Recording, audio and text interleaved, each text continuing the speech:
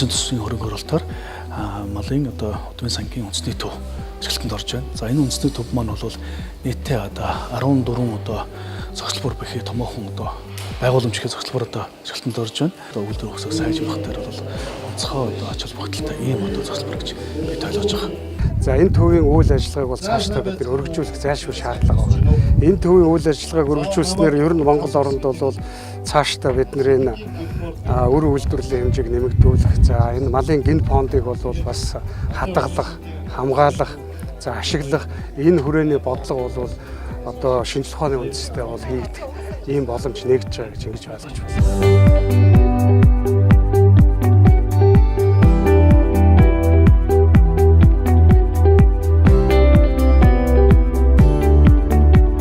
Авсан өрийг бол бид боловсруулалт хийгээд тэрийг эргүүлэх хэлтүүлгэнд ашиглах.